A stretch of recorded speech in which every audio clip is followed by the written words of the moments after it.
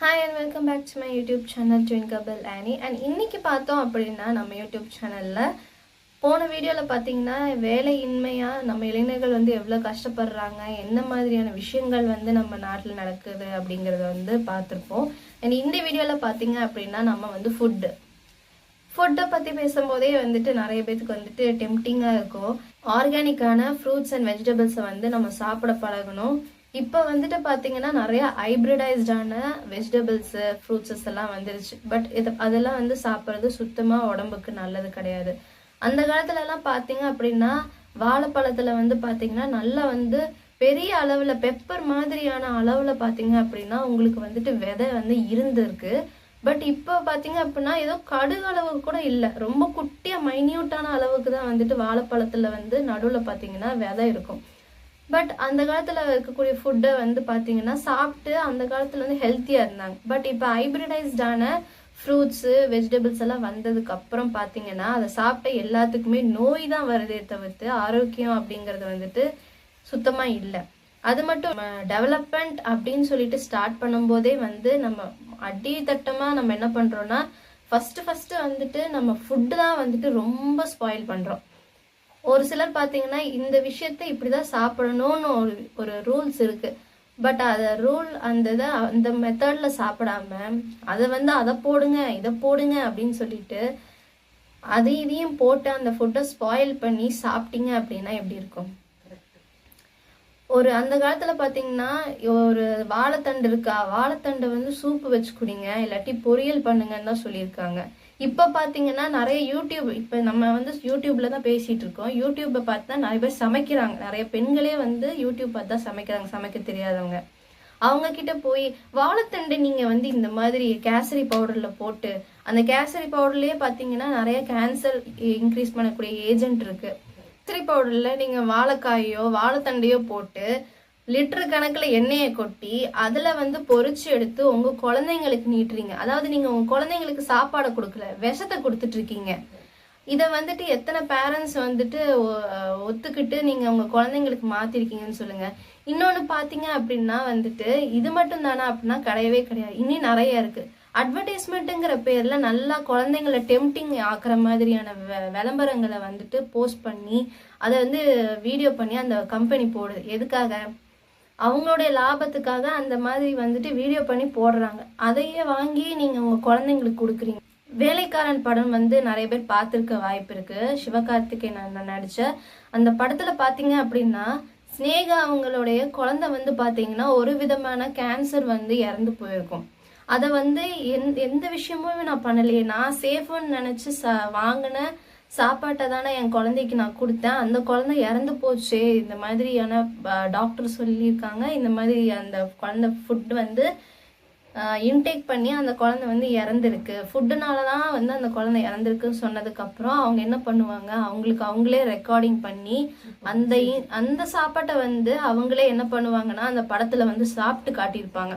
அவங்க குழந்தை எந்த மாதிரியான சிம்டம்ஸ் வந்ததோ அதே மாதிரி ஸ்னேகா அவங்களுக்கும் பாத்தீங்கன்னா அந்த படத்துல இன்டேக் பண்ண அவங்களுக்கும் அந்த கேன்சர் மாதிரியான சிம்டம்ஸ், அவங்களுக்கு கேன்சரே வந்துடும்.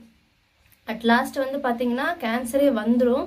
அதுக்கப்புறம் அதுக்கான ட்ரீட்மெண்ட் எடுத்து அவங்களுக்கான கேஸ் போட்டு இந்த மாதிரி ப்ராடக்ட் மேல கேஸ் போட்டு அவங்க என்ன பண்ணுவாங்கன்னா அவங்க வின் பண்ணுவாங்க. ஸோ நீங்க நினைச்சு சாப்பிடக்கூடிய முக்காவாசி சாப்பாடு பாத்தீங்கன்னா விஷம். நல்லபடியா போய் சேரணும், நல்லபடியா அவங்க ஃபுட் எடுத்துக்கணும்னு சொல்லிட்டு நடத்தக்கூடிய எந்த ஒரு கடைகளுக்கும் கூட்டம் போறது கிடையாது. அதுக்கு பதிலா கேசரி பவுடர் போட்டு செய்யக்கூடிய உணவுகளா இருக்கட்டும், இல்ல பதப்படுத்தப்பட்ட சிக்கன் கறிகள் இதை செஞ்சு கொடுக்கக்கூடிய கடையா இருக்கட்டும், இந்த மாதிரியான கடைகள்ல தான் நம்மள மக்கள் போய் போய் விடுகிறாங்களே தவிர்த்து அது ஒரு ப்ராப்பரா நல்லா செஞ்சு கொடுக்கக்கூடிய கடையில போய் வாங்கி அவங்களோட ஹெல்த்தை பார்த்துக்கணுங்கக்கூடிய அந்த ஒரு விஷயம் நடக்கவே மாட்டேங்குது. இது உண்மையாலுமே ரொம்ப கஷ்டமா இருக்கு.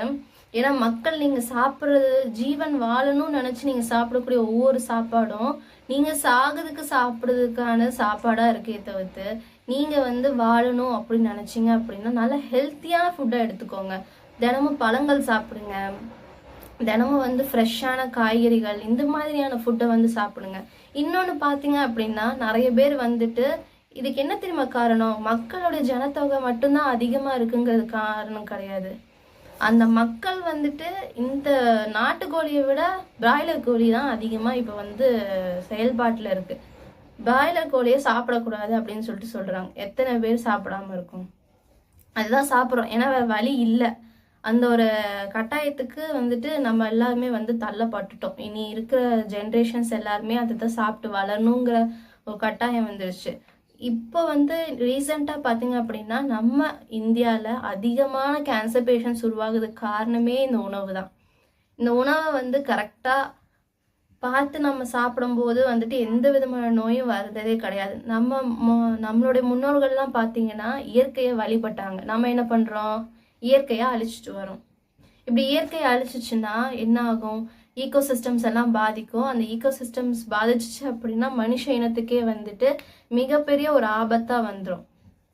இதுல முதல்ல வந்து நமக்கு என்ன பண்ணுவோம்? உணவுக்கு தான் ஃபர்ஸ்ட் நம்ம ப்ரியாரிட்டி கொடுப்போம் இல்லையா?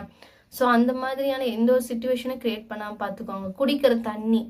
அடுத்ததா பார்த்தீங்கன்னா அந்த காலத்துல வந்து நான் சின்ன வயசுல இருக்கும்போதே பார்த்தீங்கன்னா நான் ஊருக்குலாம் எங்க பாட்டி ஊருக்குலாம் நான் போகும்போது பார்த்தீங்கன்னா நிறைய பெரிய தெப்பக்குளம் மாதிரி இருக்கும். ஃபுல்லாக தண்ணியாக இருக்கும். அண்ட் அதில் வந்து இந்த பங்குனி மாதம் சித்திரை மாதம் அந்த மாதிரிலாம் வெயிலே அடித்தாலும் தண்ணி இருக்கும். அது பார்த்தீங்கன்னா இந்த முளைப்பாறையெல்லாம் கொண்டு போய் கூட இந்த மாதிரி தண்ணியில தான் போடுவாங்க. அந்த மாதிரியான ஃபெஸ்டிவல் டைப்ல அதை பார்க்கவே ரொம்ப அழகா இருக்கும். இப்பெல்லாம் பார்த்தீங்க அப்படின்னா ஃபங்க்ஷன் நடக்குது, ஆனால் இத்தனோண்டு பம்பு செட்டுக்குள்ளேயே வச்சு அத்தனை முளைப்பாறையும் போட்டுடுறாங்க. குடிக்கிறதுக்கே இந்த அளவுக்கு வந்துட்டு பார்த்தீங்கன்னா தட்டுப்பாடு ஏற்பட்டிருக்கு. இனி ஒரு கொஞ்ச நாளுக்கு போக போக என்ன ஆகும் அப்படின்னா கேன்ல வாங்கி குடிக்கிற நிலைமை ஏற்பட்டுரும்.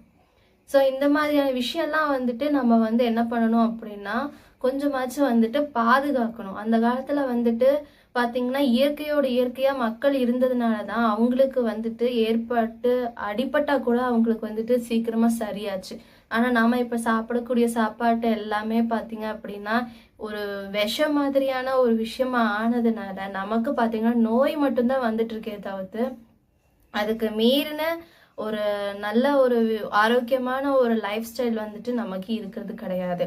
இன்னொன்னு, ஃபாஸ்ட் ஃபுட்டு சாப்பிடாதீங்க அப்படின்னு சொன்னா எத்தனை பேரும் கேட்கறது இல்லை.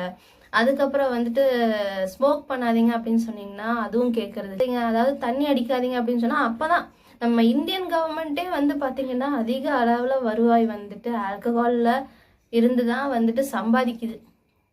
நினைச்சு பாருங்க, எத்தனை பெண்களுடைய வாழ்க்கை அதனால போகுது, எத்தனை குழந்தைங்க அதனால சஃபர் பண்றாங்க. இதெல்லாம் யாருமே எதுவுமே யோசிக்கிறதே கிடையாது. உங்க உடலை வந்து பாதுகாக்கணும் அப்படின்னா இந்த மாதிரியான நல்ல உணவுகளை எடுத்துக்கிட்டா மட்டும்தான் உண்டு. இதுல வந்து பெருமையா இதுல எனக்கு என்ன ரொம்ப கஷ்டமா இருக்கிறாங்க, அதாவது அக்டோபர் 1ஆம் தேதி அளவே இத்தனை சரக்கு வித்துருச்சு அப்படின்னு சொல்லிட்டு செய்தியில போடுறாங்க. செய்தியில போடக்கூடிய நியூஸா அது? சொல்லுங்க பார்க்கலாம். ஸோ இந்த மாதிரியான ஒரு விஷயம்லாம் வந்துட்டு நம்ம நாட்டுக்கு வேண்டாம் அப்படின்னு நான் நினைக்கிறேன். ஸோ என் மக்கள் வந்து நீங்க விழிப்புணர்வு ஆனா மட்டும்தான் வந்துட்டு பாத்தீங்கன்னா இதெல்லாம் தடுக்க முடியும். ஏன்னா மக்களுக்கான யாருக்குமே தெரியாது. அதனால வந்துட்டு மோஸ்ட்லி வீட்லயே செஞ்சு சாப்பிடுங்க. அதுதான் வந்து ஹெல்த்தியான ஒரு லைஃப் ஸ்டைலுக்கு வந்துட்டு அடித்தளமா இருக்கும். ஸோ இதெல்லாம் தான் வந்துட்டு நான் உங்களுக்கு வந்து இந்த வீடியோவில் ஷேர் பண்ணணும்னு சொல்லிட்டு நினச்சேன். ஏன்னா மக்கள் அப்படின்னா கேன்சர் பேஷண்ட்ஸ் வந்து அதிகமாயிட்டே போகிறாங்க. இது ஆண்களுக்கு மட்டும்தானா? இல்லை, பெண்களுக்கும் வந்துட்டு சரிசமமாக போயிட்டு இருக்கு.